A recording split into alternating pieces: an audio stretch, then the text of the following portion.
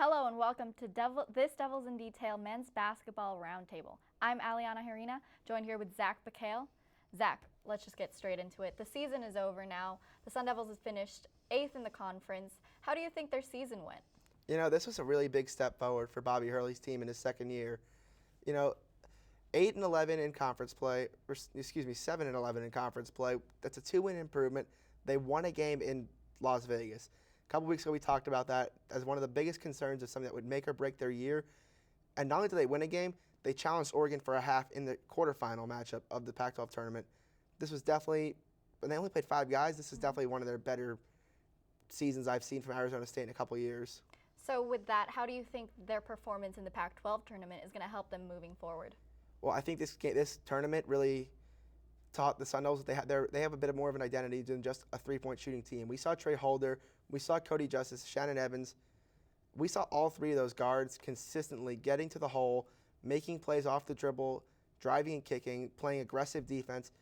I don't think this is a team that's going to just have to rely on 14 made threes a game next year to win basketball games. Cody Justice definitely had a lot of front court presence coming from practically no front court presence in the season before. So that is definitely an improvement for the Sun Devils. Well, you know, I think the way Cody Justice had to play defense the second half of the year guarding, we've seen him guard Jordan Bell, Lauri Markkanen, Ivan Rabb. I mean, the number of 6'10" and larger players that a 6'5" Cody Justice had to defend, that's impressive. So, I mean, I tip my hat to him and the ability he showed to be a 3-and-D player in a conference as deep as the Pac-12. I couldn't agree with you more.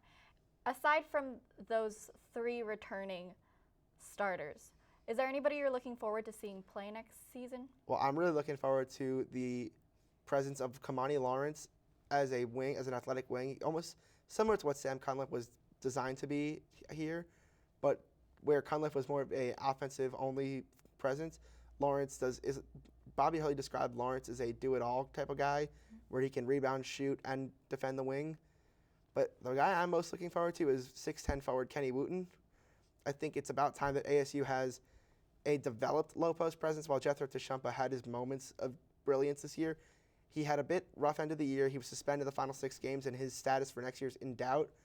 Wooten is a polished low-post player who can play with his back to the basket on offense and can protect the rim on defense. So I think he'll be an immediate impact to the Sun Devils next year. All right, so let's take it away from the Sun Devils just for a second. We have 3 Pac-12 teams still in the NCAA tournament.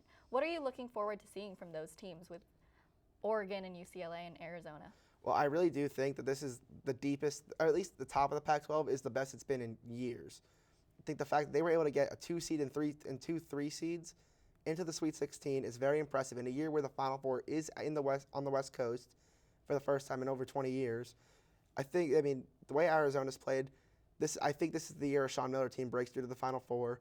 But I wouldn't be all that surprised if UCLA or Oregon are able to upset Kansas and North Carolina at the top of their regions and get to Phoenix or Glendale, as well.